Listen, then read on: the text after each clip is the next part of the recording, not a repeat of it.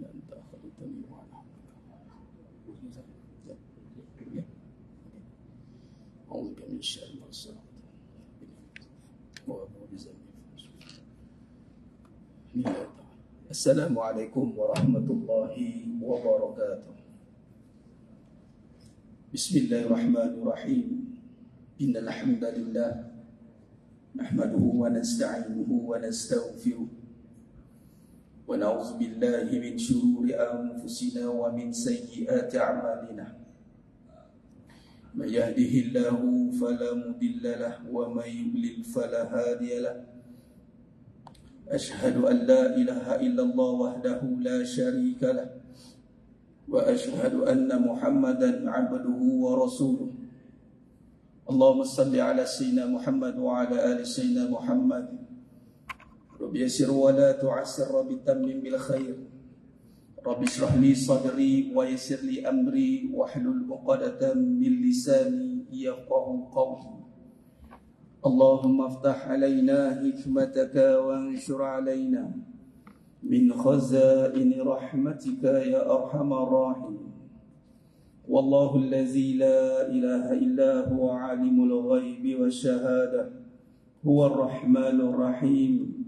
والله الذي لا إله إلا هو الملك القدوس السلام المؤمن المهيمن العزيز الجبار المتكبر. سبحان الله عما يشركون. والله الخالق البارئ المصور له الأسماء الحسنى يسبح له ما في السماوات والأرض وهو العزيز الحكيم. ولا حول ولا قوة إلا بالله العلي العظيم. ولا منجا من الله إلا إليه. أما بعد. أيها المؤمنون اتقوا الله. Usikum wa iyaya bitaqwallah faqad fazal muttaqun.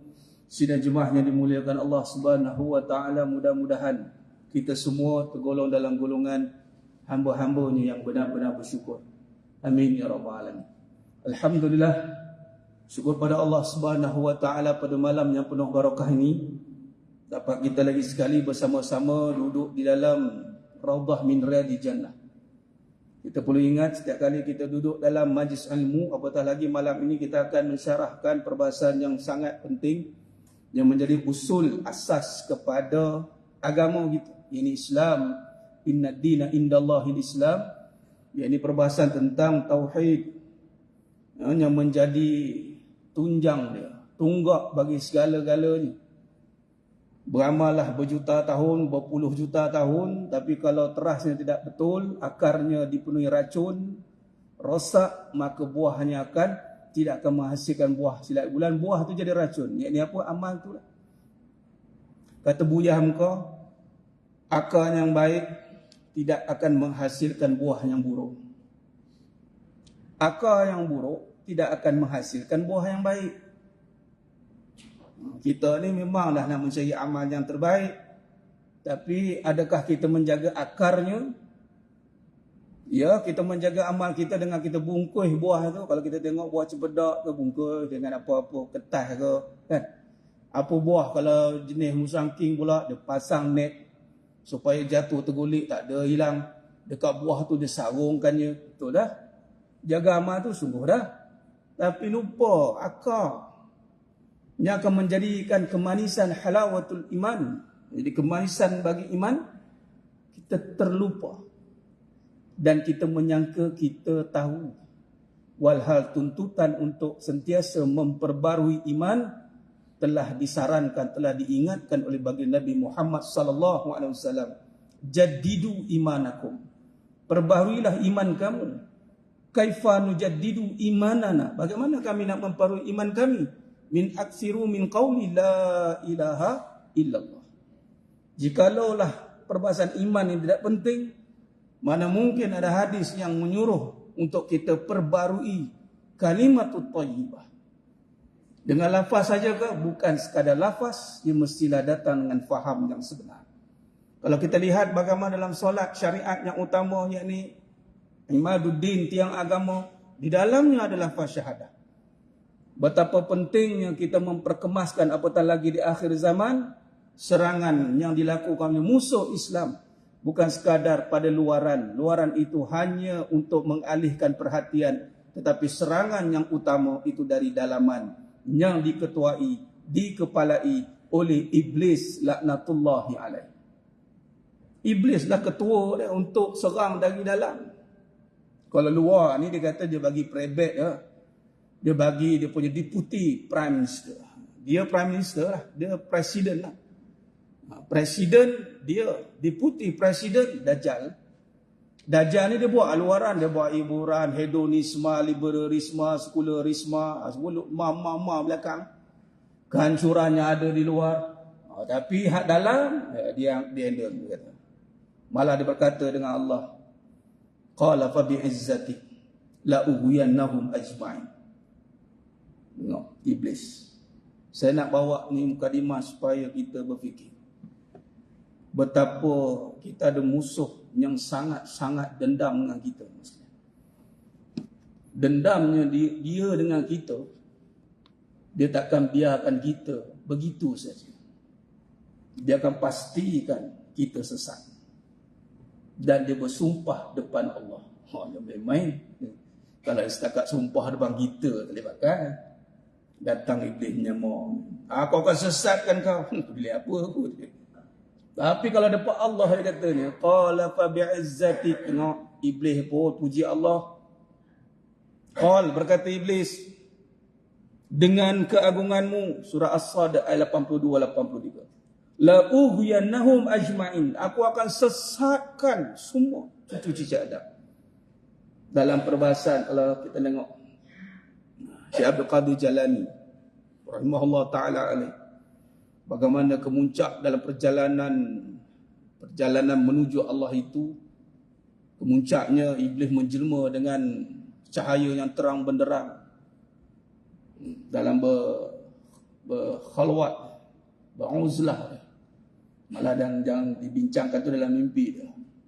Nah, iblis suruh berkata kepada Syekh Abdul Qadir Jalani rahimahullah taala, kata apa? Mulai hari ini kamu telah bebas daripada segala yang telah dipertanggungjawab kata kamu. Halal haram tidak terpakai lagi. Kalau syariat pun salah, tak usah cerita makrifat lah. Nampak?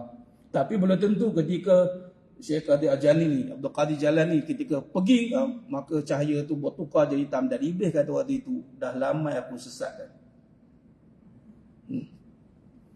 La ughwiyannahum ajma'in. Aku akan sesatkan semua cucu Adam. Punya optimisnya iblis ni. Ada perbincangan, satu penterjemahan menterjemahkan perancangan musuh yang kita nampak sekarang lah, yakni Illuminati, Freemason, Dajjal lah. Buka cerita, bukan salah, tak salah, tapi jangan lupa musuh nombor satu tu lagi bahaya, kerana dia serang dari dalam. Illa, kecuali dia kata, ibadaka hambamu minhumul mukhlasin, hambamu yang terpilih. Mukhlasin, ikhlas. Jadi nak ikhlas ni belajar tentang apa ni mas? Tauhid lah. Kalau kata ikhlas tu susah, kenapa kita ambil mudah dengan pengajian tauhid? Tak ada jalan lain untuk ikhlas. Kenal Allah. Sehingga kita zahir pada perbuatan kita, yang kita nyatakan, kita lakukan itu hanyalah menyatakan cinta kepada Allah. Kalau kita tengok mas sekalian, dalam gambaran yang ada di tangan tuan-tuan ni ada 10 kitab yang saya bawa, alhamdulillah. Karangan Tuan Guru saya sendiri, alhamdulillah. Allah bagi peluang untuk tambah slot lagi di masjid ni. Syukur alhamdulillah. Saya kira ni amanah yang berat lagi. Kita dah sentuh sebelum ni hari Ahad minggu pertama tentang Nabi SAW, itu pun rukun iman. Percaya kepada Nabi, terutama Nabi Muhammad SAW. Maka langkah baiknya kita mantapkan dengan Allah. Kan? Allah wa Muhammad. Kan? Kemahal tu. Kita ngaji dah bab Syama'il Muhammadiyah, supaya nanti tak adalah kita kod lah Allah uji kita dengan mimpi, duk mengaku Nabi dalam tu. Sekali kita tengok Syama'il belajar, macam tak kena pula dengan sifat yang aku belajar mengaji. Betul lah tu. Tu caranya. Kalau orang nak tahu, dia kena ngaji Syama'il lah. Kat situ explain detail. Bagaimana figure Nabi SAW. Boleh. Dia menyatakan memang tak boleh menyamar Nabi. Tapi dia boleh guna nama Nabi lah. Orang yang tak ada ilmu, dia tertipu lah. Rupanya jin. Jin pula dia kafir. Allah. Tertipu pula bagi amalan-amalan yang tak ada waris, tak ada susu galuhnya. Memang tak ada lah. Memang sekalian. Baik. Kemudian kita nak kukuhkan. Alangkah janggalnya kalau saya lah. Alangkah janggalnya berbicara soal Nabi SAW. Maka kita tidak membawa kepada fattabi'uni yuhbibkumullah. Kita belajar tentang Nabi SAW itu sebenarnya nak bawa kepada mana? Kepada Allah. Maka di sini kitab ni jemaah sekalian, alhamdulillah, karangan Tuan Guru Dr. Nik Muhammad Syukri Nik Wan ataupun Masakari Ardai. Tuan Guru saya ni orang Thailand, petani. Namun dah 20 tahun dah mengajar ni sehingga kan menerbitkan kitab ini. Dan bagi saya ini satu khazanah yang sangat berharga di saat saya sedang mencari. Kita belajar tentang akidah, terutama tauhid, tapi kadang-kadang kita terlepas pandang bagaimana tauhid itu bermula. Sejarah. Ini pengajian master tuan-tuan. Yang sedang saya bawakan ini adalah perbahasan master usuluddin. Alhamdulillah Allah izinkan dan ini dapat perkenan daripada beliau sendiri. Beliau sendiri membenarkan. Dan untuk pengetahuan semua, ini pengajian yang saya akan panjangkan di mana-mana masjid insya-Allah. Dan untuk di pusat pengajian saya di Merbau Sempak, Teratak Warisan Roh di Pajaras. Kita dah masuk sampai nak membahaskan di buku ni ada 2 bahagian. Bahagian pertama, bahagian kedua. Bahagian pertama tentang sejarah dan induk kepada perbahasan tauhid di alam Nusantara dan juga dalam usul perbahasan Asy'ariyah dan Maturidiyah. Itulah sifat 20. Alangkah bagusnya jemaah sekalian apabila kita dipilih oleh Allah, kita sudah tahu tentang sifat 20, kita belajar antara kitab-kitab yang kita pernah dengar, Matan Jarh Tauhid, itu karangan ulama asing. Nanti kita akan baca kitab-kitab yang ini terjemahan hasil daripada induk perbahasan, itu Ummul Barahim. Induk perbahasan tauhid itu Ummul Barahim. Kalau kita lihat karangan ulama tempatan Syekh Muhammad Zin, Bidayatul Hidayah, ini kitab paling tua. Akhirnya kita akan belajar, kita akan nampak umur-umur kitab. Macam Bidayatul Hidayah ni, kalau ikutkan penulisannya pada 1170 Hijrah, bersamaan 14 Mei 1756 Masihi. Detail ni, kitab kita ni detail ni mas sekalian. Beruntung ni. Dan kita ambil peluang untuk mendetailkan. Dan ketika saya berjumpa dengan Tuan Guru sendiri, beliau kata apa, bagus kita buat dipanggil program Sulaman. Sulaman ni maknanya pengajian yang bertaraf universiti. Kita bawakan bagi masyarakat bersama-sama mengikuti. Kemudian terpulanglah kepada penyampaian kita nak olah macam mana. Kita ikutlah. Tinggal lagi tak ada. Saya ni pengajian ni ada exam.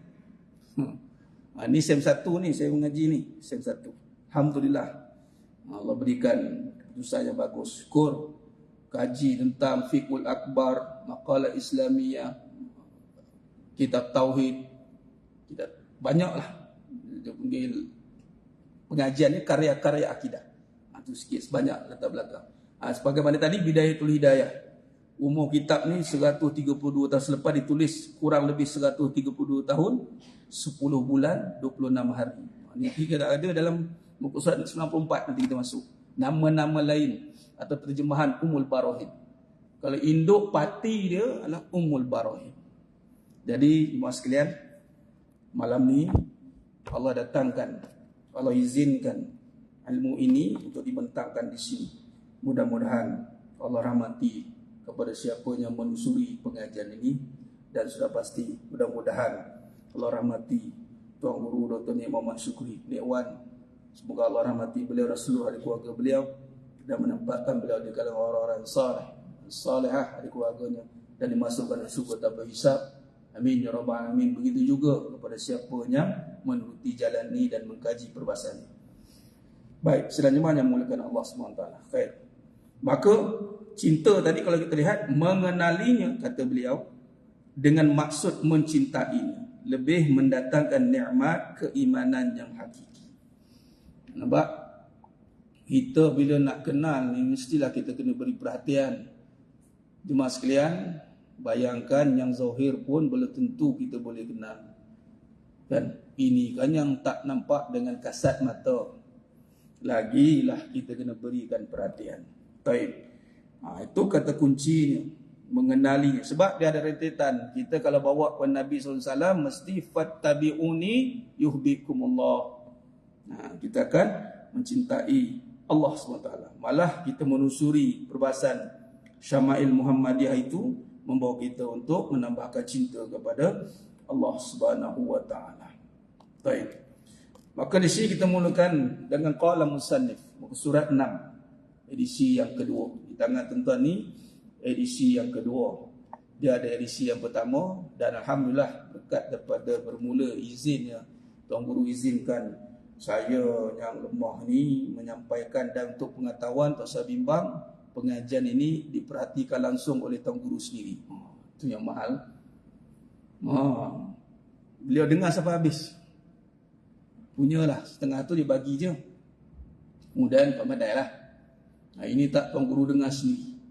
Kalau ikut pengajian di Teratak Warisan Roh tu dah masuk ke muka surat 114, dah masuk ke bahagian 2. Daripada start bermula pada qala musannif ini beliau dengar. Tengok sejam lebih. Dan beliau sendiri mengatakan, saya mengikuti perbahasan juga bersama komen-komennya. Kan ada komen-komen ni live ni, dia pun baca. Dan saya pun sendiri meminta petunjuk daripada beliau. Petunjuk ni tunjuk ajar. Kalau ada yang salah, tak tepat, tolong bagi tahu. Beliau kata insya-Allah dengan inayatullah, dengan petunjuk dari bimbingan pada Allah SWT. Mudah-mudahan usaha ini diberkati oleh Allah. Amin ya rabbal alamin. Qala musannif, bismillahirrahmanirrahim. Dengan nama Allah yang Maha Pemurah lagi Maha Mengasihani. Akidah adalah tumpuan utama wahyu. Kita pergi ke sini. Akidah adalah tumpuan utama wahyu ilahi kepada setiap nabi. Jadi kalau kita lihat para anbiya itu, kerja utama, yang utama, wahyu yang utama yang ditaklifkan, yang menjadi pesuruh Allah, itu adalah tumpuannya kepada akidah. Penumpuan diberikan supaya setiap umat selamat dan sejahtera dalam kehidupan mereka sepanjang zaman. Kita mencari kesejahteraan, tiada cara lain dengan memantapkan keimanan. Jemaah sekalian, wujud perbahasan sekarang ni, bulan lepas, minggu lepas saya jumpa dengan beliau, Tuan Guru saya. Saya dah masuk ke fasa nak buat tesis, sebab saya buat 2 mood campuran. Wallahi saya sambung ni pun sebab saya nak mendalami, bukan nak naik pangkat ke kerja pun tak ada. Kerja pun kerja dengan Allah 100%. Masuk kerja dengan Allah tu, buat apa Allah suruh, tinggal apa larang, pekerjaan. Jadi dapatlah pengajian ni. Dan untuk sejahtera ni nak kaitkan, dalam tesis nanti kita buat kerja khusus, projek. Tajuk saya adalah peranan akidah di dalam berhadapan dengan tekanan kehidupan, bersandarkan sifat wajib bagi Nabi SAW. Dan beliau mengatakan, ya bagus. Dan tiada lagi perbahasan yang memperincikan peranan akidah. Ambil pendapat ya, tapi nak bahaskan kesejahteraan bersumberkan akidah, tak ada lagi setakat ni. Mudah-mudahan Allah izinkan. Sebab apa? Sebab memang kalau bicara soal kesejahteraan, sejahtera ni bermula dengan kepercayaan. Kepercayaan yang berbelah bagi, kepercayaan yang berbagai-bagai, sehingga adanya perantara selain daripada yang hak, maka dia hanya menimbulkan keresahan. Kerana kebahagiaan itu, kesejahteraan itu duduk di hati. Sebab itulah bagi yang beriman, dalam risalah tauhid 23 tahun Nabi SAW menyebarkan Islam, 13 tahun di Mekah, 10 tahun di Madinah. Tengok, tahun ke-23 barulah mendapat perkenan, yakni perkenan dengan nama, Allah beri nama Inna dina indallahil Islam. Islam. Makna orang yang benar-benar beriman sudah pasti sejahtera. Sebab itu kita bimbang, kita tengok mutakhir ini jemaah sekalian, dan sebab itu kajian ini saya nak ketengahkan. Kita bicara soal orang Islam beriman. Islam pasti bermula dengan iman. Tak ada perbincangan sebenarnya Islam tapi tak beriman. Itu munafik. Sepatutnya Islam tu ya, maklum, sepatutnya lah. Tapi kerana banyak gangguan akhir zaman, gangguan berubah-ubah perkara-perkara yang berbangkit, maka Islamnya hanya pada, kata Nabi SAW, nama saja. Bimbang keadaan itu berlaku pada zaman kita. Wa na'udzubillah min zalik. Seperti buih ketika di atas laut, banyak yang solat, Islam lah. Solat kerana Islam. Iman dia, kenapa solat? Iman dia.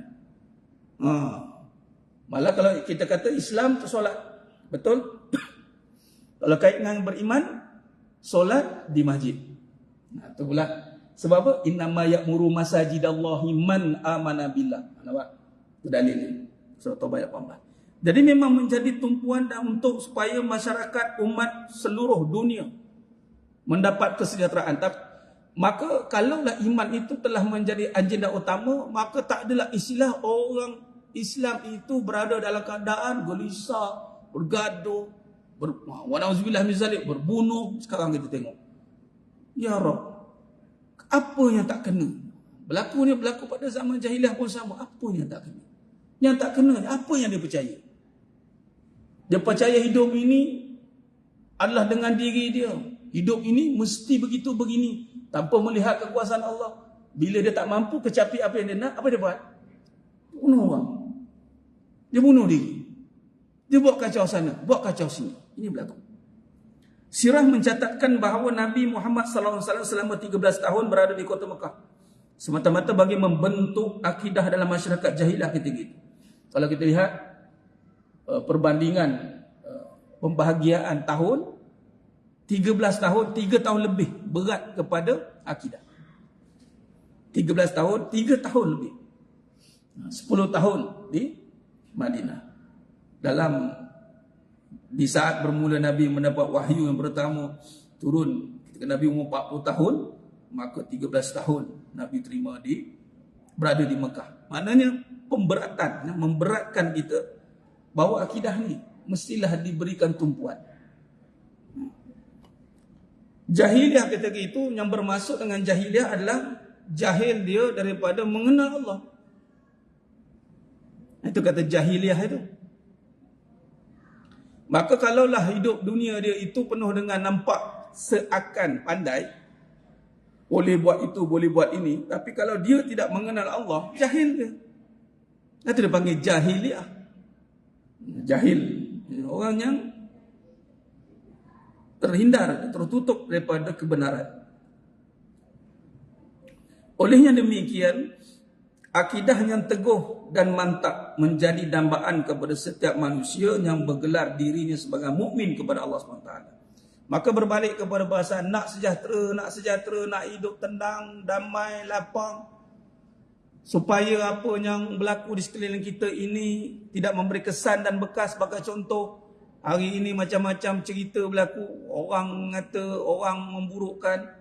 Dan satu kenyataan terbaru ni saya buat dalam FB saya tulis apa? Di saat musuh Islam merancang keburukan. Ya, saya nak kaitkan ni dengan iman ni, perbahasan. Apa silap tulis, silap baca. Apa saya tulis? Okey. Bagaimana buruk pun perancangan buruk yang dirancang oleh musuh Islam. Kan sekarang kan macam-macam cerita kan, perancangan buruk, cerita ni macam-macam. Ketahuilah, yang lebih buruk itu adalah perangai buruk umat Islam itu sendiri, yang suka memburuk serta meremehkan saudara se-Islamnya sendiri. Sebab itulah antara petanda akhir zaman, Kita hanya menyebarkan salam kepada orang yang kita kenal. Kenapa? Dia ni siapa? Tidak pandai orang melirik. Dan minta maaf, lelaki saya nampak okey sikit, minta maaf, saya tegur direct orang perempuan. Orang perempuan minta maaf. Kalau hanya mengaji betul, Alhamdulillah. Tapi kalau dia ni tak dididik dengan betul, dia tak tegur. Dia tegur dengan, dia panggil mulut manis. Orang kata mulut manis. Manis ni pada yang dia kenal je. Dia tak kenal mengata juga. Ni. Sebab apa jadi isu ni? Iman. Buruk macam mana perancangan buruk musuh Islam, tak seburuk perangai umat Islam yang mewarisi sifat iblis. Apa dia? Meremehkan orang. Aba wastakbar. Memburukkan dan meremehkan. Antara berjayanya Dajjal, ada satu kajian tu, dia buatlah, dia marah betul orang Islam ni, sistem Yahudi, Nasara, kita dah ketipu. Tapi cara dia memburukkan. Berjayanya Dajjal dan iblis yang terutama memasuki pemikiran, hati Allah jaga, tapi terpalit dia kerana pemikiran fikrah yang salah. Dia melihat kesalahan, keburukan dengan menyalahkan, dengan memburukkan. Ini tarik iblis mas sekalian. Patut kalau dia ada ilmu, keluarkan saja solusi, keluarkan saja jalan, bagaimana nak betulkan. Jangan komplain. Banyak tuan-tuan ni air zamban, dia ingat dia betul, tapi dia cara membetulkan ataupun memperbaiki keburukan dengan keburukan salah. Manhaj tu salah. Terbaliklah. Nabi tak buat macam itu. Marah ni buat live, marah hentam. Sampai dia kata ulama sok semua. Oi, semua dia balas ya. Teruk benar kamu tu. Walaupun marah benar, tapi kita bertunjangkan iman. Orang beriman macam Nabi SAW bermula dengan iman. Adakah Nabi bermula dengan menyalahkan? Bermula dengan Nabi seorang, kemudian isteri Nabi. Bayangkan, pergi ke Taif pula. Sebelum Nabi nak berhijrah, apa keadaan orang Taif waktu itu? Halau Nabi. Ada Nabi nak mau? Waktu itu malaikat turun dah. Nak empuk lah. Macam kita geram tengok orang, dia ni main-main empuk betul. Kalau kita tengok dengan kebencian, maka kita telah tertipu dengan amalan kita sendiri. Iblis. Patut kita tengok dengan iman. Sebab tu mendambakan akidah yang teguh dan mantap. Jika benar akidah dia, yakni nak membentuk sifat sejahtera itu, dia kena dapat akidah yang mantap. Dan kita tak boleh nafikan bahawa isu yang paling besar akhir zaman ni adalah kepercayaan. Sebab itu pokok perkara besar, mas sekalian. Mana mungkin masalah akidah tak jadi masalah besar? Saya pelik apabila menafikan akidah. Tak, bukan. Masalah itu masalah ekonomi. Bukan. Masalahnya sebenarnya kita ni tak maju. Tuan-tuan sedang jemaah yang memuliakan Allah, bagaimana kita boleh terima satu statement yang mana manusia ini punya sifat rasa, dan rasa itu mesti dipimpin oleh kebenaran? Bagaimana dia mengatakan rasa ini bukan isu besar? Isu besar ni maksudnya. Jadi malam ni, mari kita sama-sama nampakkan benda ni isu besar. Isu besar ni, aku kena ambil tahu. Kena, bukan kena ambil tahu saja, kena berusaha menyampaikan kepada ku anfusakum wa ahlikum nar. Ahli keluarga. Cek isteri kita. Kamu hati kamu dah tenang belum? Nampak abang tanya macam tu? Oi, statement ni. Macam mana nak tenang? Itu tak ada, ni tak ada. Susah sekarang ni. Perangai lagi. Maknanya dia hilang fokus ni. Hilang fokus. Isyak dah. Nanti bagi isyarat. Takut saya terlepas. Isyak dah? Okey, baik. Kita bagi lalu azan. Okay.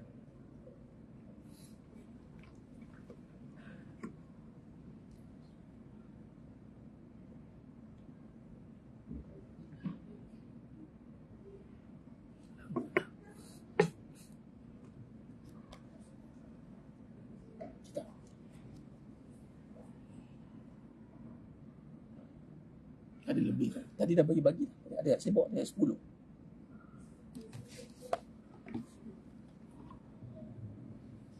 Okay, saya ada lagi. Saya ambil.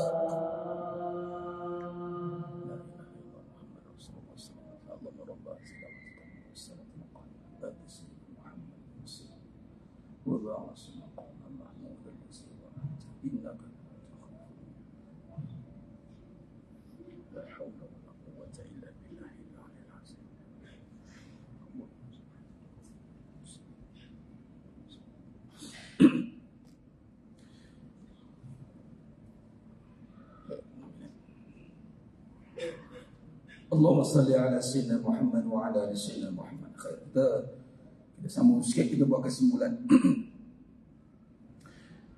Baik. Akidah adalah kunci kebahagiaan seseorang hamba Allah SWT di dunia dan akhirat. Kunci kebahagiaan. Maka kita tak boleh pisahkan perbahasan bahagia selain daripada jalan tariq akidah. Dia ada perbahasan bahagia, ada perbahasan seronok. Bahagia itu di dalam jiwa, seronok itu di luar. Bahagia, kebahagiaan, kegembiraan, maka teras dia itu seorang hamba. Maka bahagia tak ada dah fahaman lain. Kena akidah yang bagaimana? Yakni tanpa akidah yang benar, tepat dan jelas. Ini kata kunci kita untuk mukadimah kita ni. Akidah yang benar, tepat dan jelas. Ini kita akan dapat dalam perbahasan sejarah nanti. Kita nanti dalam perbahasan kaedah, kaedah dalam kita membahaskan usuluddin. Ada kaedah. Nanti ada golongan-golongan yang cuba untuk mengganggu ataupun memberikan suasana yang orang kata apa, tidak yakin.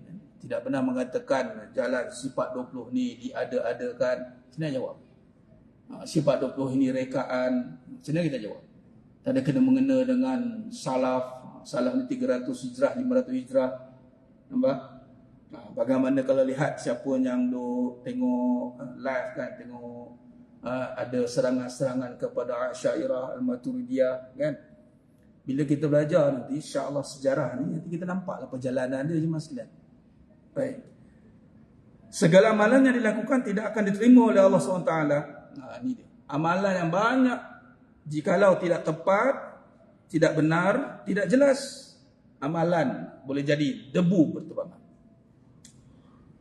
Sebab tu alhamdulillah antara perkara yang kita kena banyakkan kefahaman adalah tentang iman.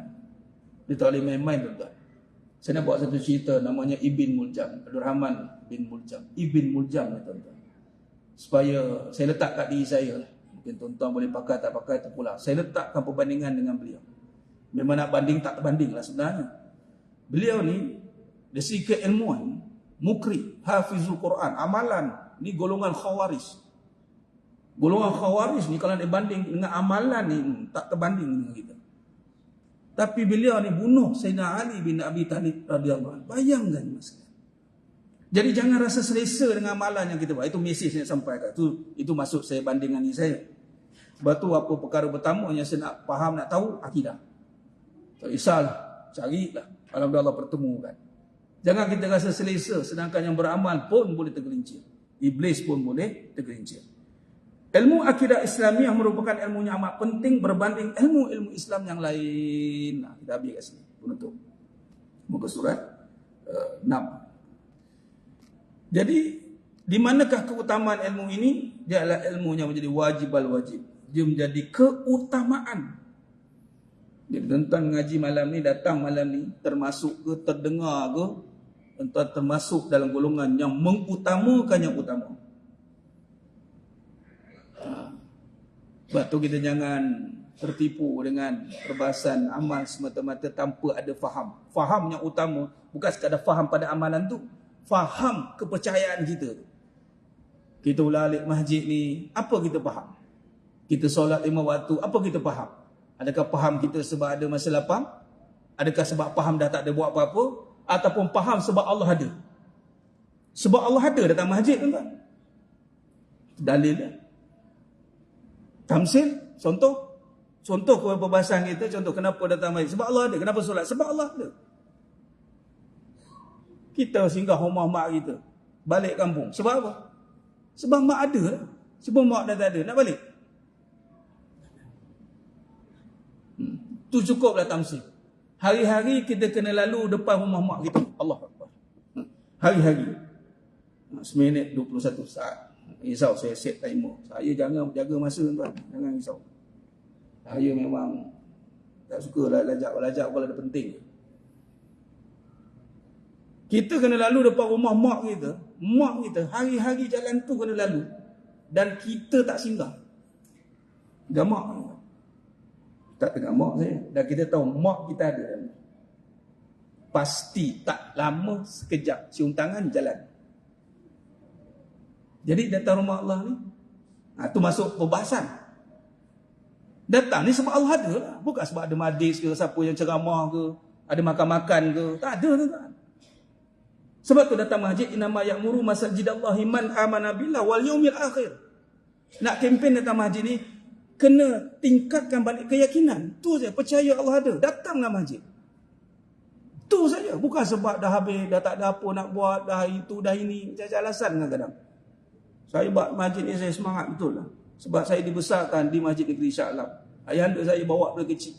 Ni, time budak ni. Darjah 1 sampai darjah 6. Cuma kena jagalah, jangan bising-bising lah. Memang kalau saya sini buat anak saya marah. Tapi jangan halau dia, jangan halang dia. Jiwa tu dekat masjid tuan. Dan saya syukur berbangga dan bersyukur bila Allah bagi peluang untuk berada dalam Rasul ni. Okey. Habis dah. Wallahualam. Jadi insya-Allah kita berhenti kat musim 6 ini. Dan kita akan sambung pada perbahasan akan datang, pada perjumpaan yang seterusnya. Ini gambar Tuan Guru. Tuan Guru saya. Beliau ada ketua jabatan Usuluddin. Dan Allah bagi izin. Setakat memang beliau ijazahkan untuk mengajar kitab. Yang melibatkan banyak perbahasan yang besar-besar dalam kitab. Alhamdulillah, dan dipantau oleh beliau sendiri. Beliau ada ketua jabatan Usuluddin, Sultan Azlan Shah, USAS. Universiti Sultan Azlan Shah, di mana pengajian di sana sangat kompetitif lah. Dengan silibus yang bagus, yang mana kalau nak hantar anak masuk universiti ke, saya sarankan Ustaz. Dia mempunyai pensyarah-pensyarah yang tawaduk, humble, hauna mengenai diri, tapi ilmu penuh ada. Luar biasa. Ini yang saya lalui, tak tahu tempat lain mungkin ada juga. Ini apa yang saya lalui. Wallahu alam. Itu saja untuk perbahasan kita pada malam ini. Mohon ampun maaf daripada saya atas kekurangan, terkasar kata kurang bicara dalam penyampaian. Hanya Allah Ta'ala sajalah yang mampu menyempurnakan perbahasan kita pada malam yang penuh barakah. Aku qouli hadza wa astaghfirullahal azim li wa lakum wa billahi taufiq wal hidayah. Wassalamualaikum warahmatullahi wabarakatuh. Tangguh dengan tasbih kafarah dan suratul Asr. Subhanakallahumma wa bihamdik asyhadu an la ilaha illa anta astaghfiruka. Bismillahirrahmanirrahim. Al-'asr. Innal insana fi khusr illa alladhina amanu wa amsalu tawassaw bil haqq tawassaw bis sabr. Wallahu a'lam bissawab. Takbir. Allah